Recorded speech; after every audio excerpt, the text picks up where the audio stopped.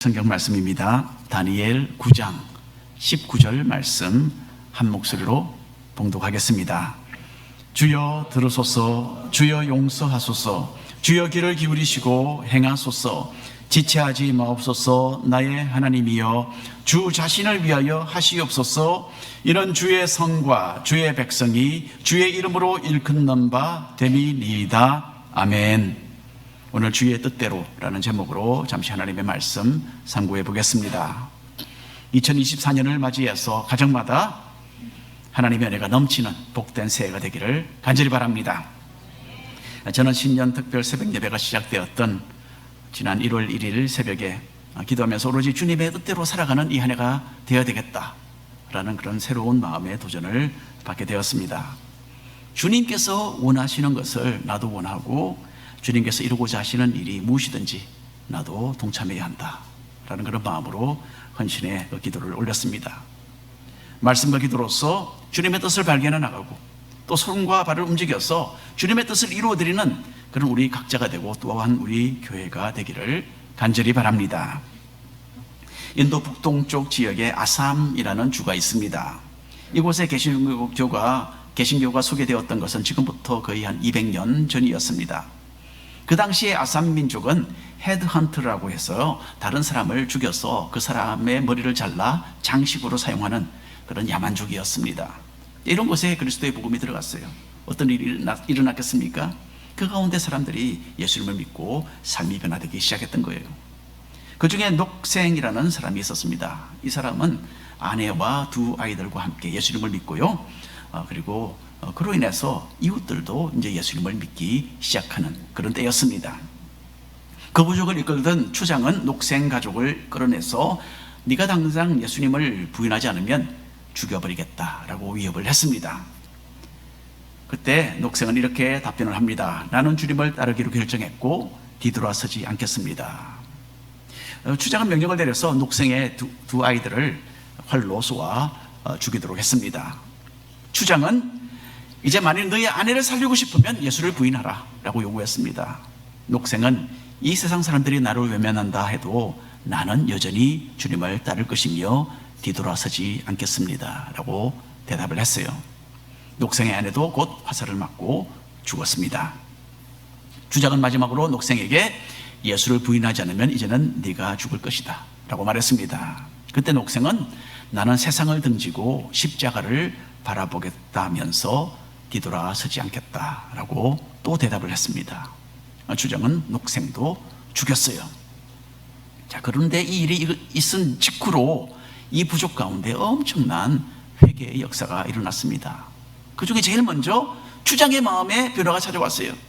주장은 녹생이 예수님을 향해 가졌던 그 굳센 믿음이 도대체 무엇인가, 이게 궁금해진 거예요. 하나님의 성령께서 주장의 마음을 만지셨고 녹이셨고, 주장은 드디어 나도 예수님을 따르겠다라고 선언하게 됩니다. 주장이 예수님을 영접하자 그 부족 전체가 함께 예수님을 믿게 되었어요. 그리고 녹생이 죽음 앞에서 했던 그 말은 아삼 민족의 언어와 아삼 민족의 국조로 된 찬송이 되었습니다.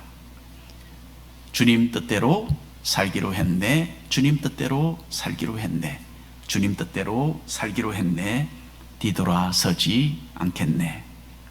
이 세상 사람 날 몰라줘도, 이 세상 사람 날 몰라줘도, 이 세상 사람 날 몰라줘도 뒤돌아서지 않겠네. 세상 등지고 십자가 보내, 세상 등지고 십자가 보내, 세상 등지고 십자가 보내, 뒤돌아서지 않겠네. 너무나 유명한 복음성가잖아요. 저는 이 찬송이 미국에서 나온 복음성가인 줄 알았습니다. 그런데 이 스토리를 읽고 나니까 그게 아니었더군요. 그렇죠? 아산 민족의 말과 그 민족의 음정으로, 멜로디로 만들어진 찬송이었던 것입니다. 자, 고난 속에서도 자신을 향한 주님의 뜻이 무엇인지 알았던 녹생을 통하여 하나님은 그곳에 크나큰 부흥을 일으켰어요. 다니엘도 이스라엘 민족의 그 처참한 죽음과 고난을 목격했습니다. 그리고 다니엘은 이스라엘 나라가 패망하고 백성들이 바빌론 나라에 사로잡혀가 있던 그 참 암담한 상황 가운데서 희망찬 하나님의 뜻을 이해하게 됩니다. 그래서 우리가 1번 함께 읽어보겠습니다. 말씀과 함께 한 해를. 느부갓네살 왕이 명성을 떨쳤던 바벨론 왕국은 그리 오래 가지 않았습니다. 합해서 90년을 채 넘기지 못하고 바벨론은 메대와 바사 연합군에 의하여 그만 망하고 말았습니다. 제일 먼저 바벨론 시를 점령한 후에 바사 나라의 고레스 왕은 약 한 2년 동안 바벨론 성을 부하에게 맡기고 바벨론 왕국의 나머지 여러 지역들을 장악하기 위해서 전쟁을 계속해 나갔습니다. 그때에 고레스 왕을 대신해서 바벨론 성을 다스렸던 작은 왕은 메대 사람 다리오라는 사람이었어요. 다리오 우리가 많이 귀에 익었죠. 벌써 우리가 다니엘서를 공부하면서 벌써 2번이나 이 사람을 만났습니다. 자, 먼저 일단 다니엘 9장 1절 2절 말씀 한 목소리로 읽겠습니다. 메대 족속 아하수에로의 아들 다리오가 갈대아 나라 왕으로 세움을 받던 첫 해, 곧 그 통치 원년에 나 다니엘이 책을 통해 여호와께서 말씀으로 선지자 예레미야에게 알려주신 그 연수를 깨달았나니 곧 예루살렘의 황폐함이 70년 만에 그치리라 하신 것이니라. 다니엘 9장에 나오는 내용은요, 시간적으로 본다면 다니엘 5장 그리고 다니엘 6장과 비슷한 시기에 진행되었던 일입니다. 다니엘 5장에서 바벨론 성을 다스렸던 벨사살 왕이 죽임을 당하고 그 왕의 자리를 잠시 물러받았던 사람 바로 다리오 왕이었습니다. 그리고 다니엘 6장에서 다니엘이 사자굴에 던져졌을 때에 그 당시에 왕으로 다스렸던 사람도 역시 바로 이 다리오 왕이었어요. 이렇게 다리오 왕이 잠시 한 2년 동안 다스리기 시작했던 그 첫 해에 다니엘은 예레미야 선지자의 글을 읽으면서 한 가지 참 중요한 사실을 깨닫게 됩니다. 예레미야 선지자가 남긴 그 예언에 의하면 그 당시에 황폐했던 예루살렘 성이 이제 곧 회복된다 라는 사실이었어요. 예레미야는 다니엘이 10대 소년이었을 때에 사역을 했던 나이 많은 선지자였습니다. 다니엘이 느부갓네살 왕에 의해서 바벨론으로 사로잡혀 갔던 그때에 예레미야는 이스라엘에 남아 있었어요.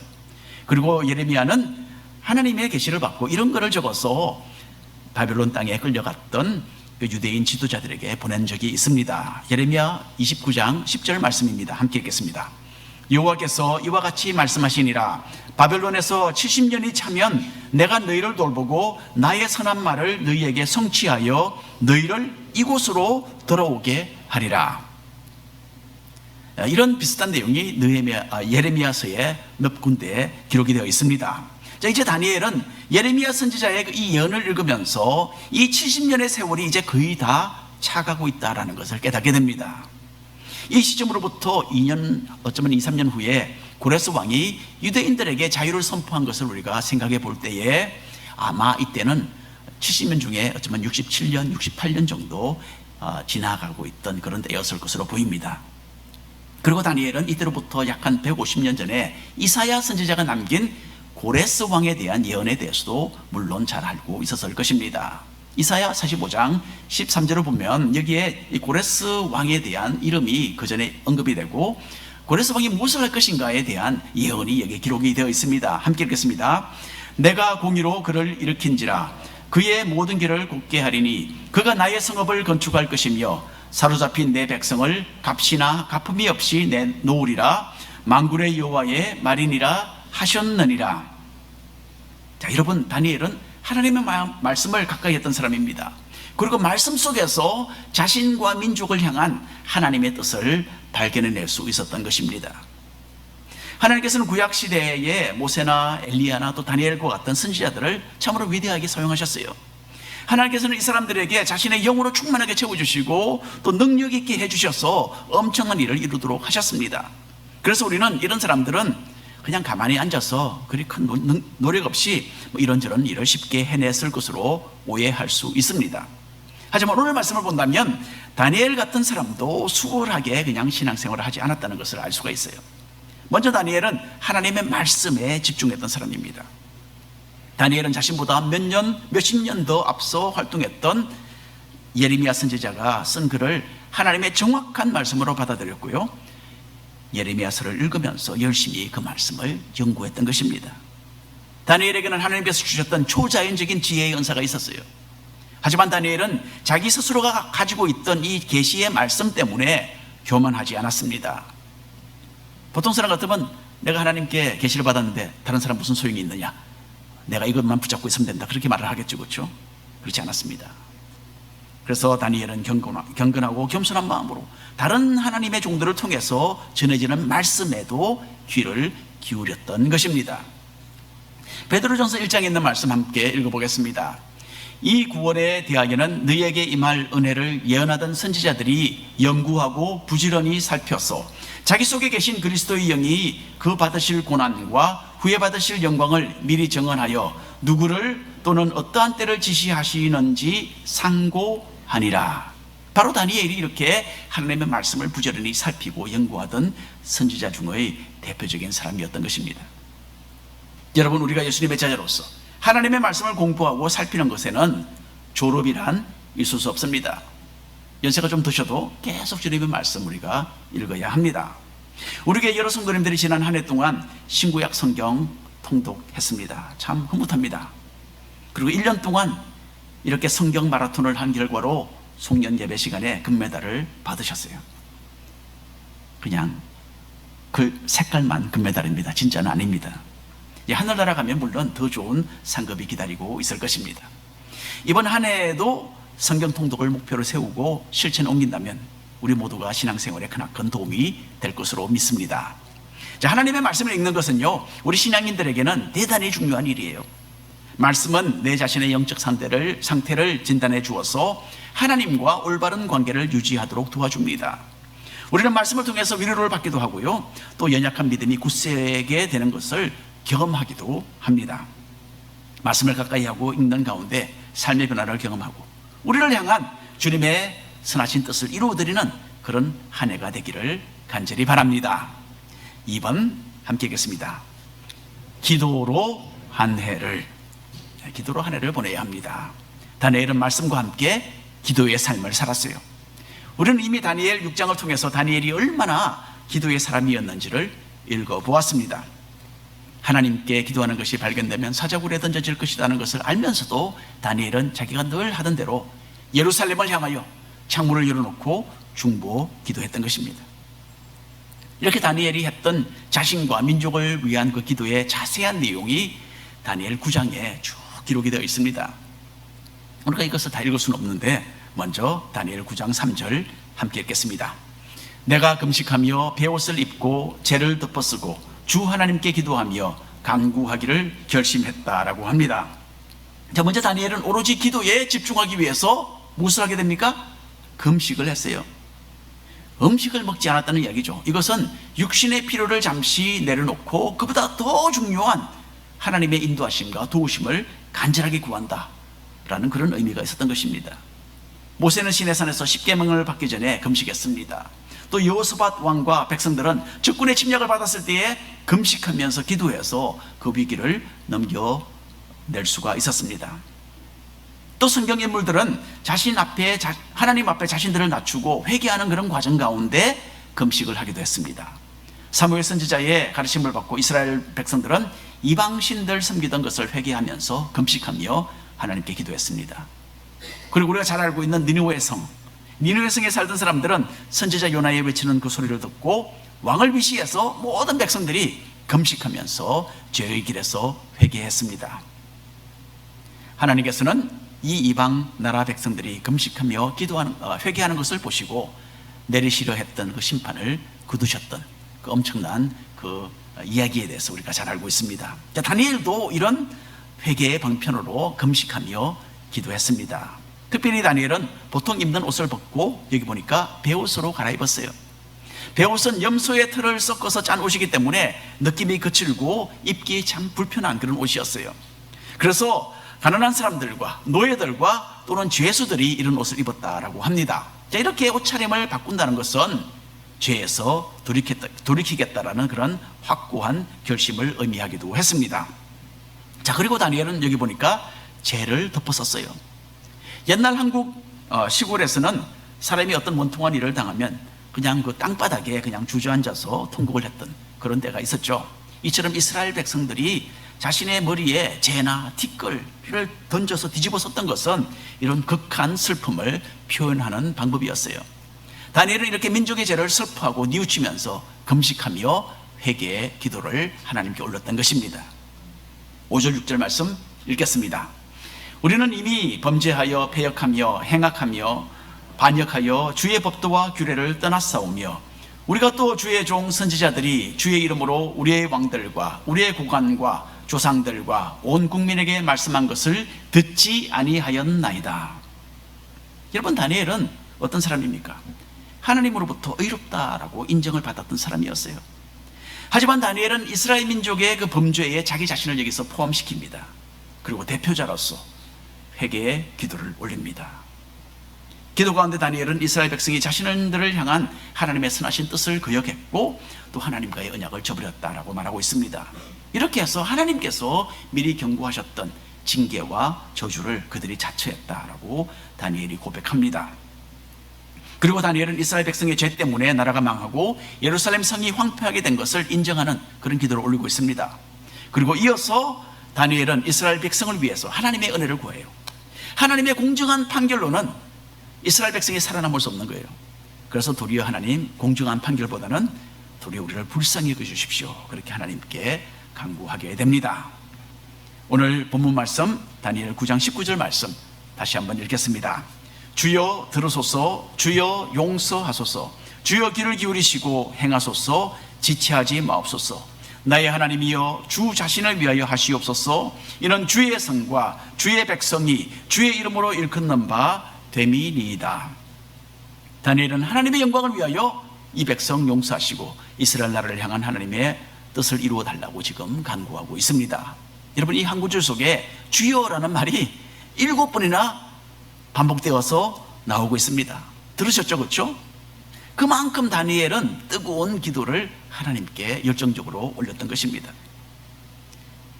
하나님께서 예고하신 70년의 세월이 거의 다 차가고 있던 그때에 어쩌면 다니엘은 그냥 편안하게 앉아서 그 시간 지나가기를 기다릴 수도 있었겠죠. 그렇죠? 그럼 저절로 그러면 해방이 되는 거 아닙니까? 하지만 여러분, 이런 안일한 마음 자세를 하나님께서 원하지 않으신다라는 것을 다니엘은 너무나 잘 알았습니다. 특별히 70년에 대한 예언 직후에 예레미야 선지자는 이스라엘 백성들에게 이런 말씀도 기록을 해두었습니다. 바로 그 똑같은 장에 보면 12절에, 예레미야 29장 12절에 나와 있습니다. 함께 읽겠습니다. 너희가 내게 부르짖으며 내게 와서 기도하면 내가 너희들의 기도를 들을 것이요 너희가 온 마음으로 나를 구하면 나를 찾을 것이요 나를 만나리라. 여러분, 70년의 이 기간의 약속 속에는 이스라엘 백성들이 이렇게 간절하게 기도하면서 회개하는 이 조건도 포함이 되어 있었던 겁니다. 70년이 되어도 이스라엘 백성들이 회개의 기도를 올려야 된다라는 그런 말씀이죠.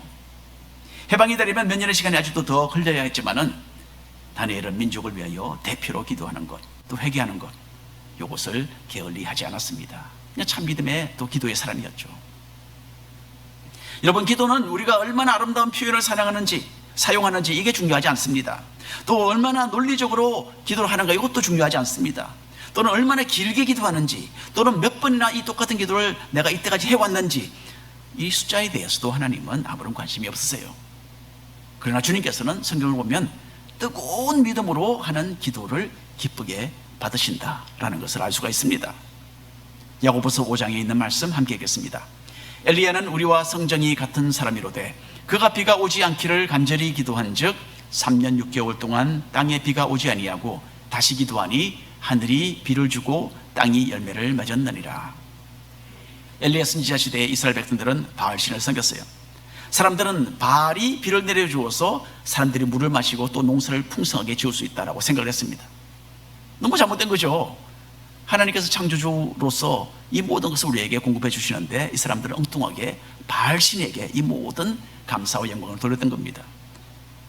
그래서 엘리야는 여호와께서 참되신 하나님이시라는 사실을 이스라엘 백성들에게 좀 보여주셔야 됩니다. 그렇게 기도를 했던 거예요. 그래서 하나님, 이 사람들이 바알이 비를 내려주는 걸로 생각하고 있으니 비를 내리지 마십시오. 그냥 그렇게 해서 엘리야가 기도를 했을 때에 3년 6개월 동안 그 땅에 비가 내리지 않았습니다.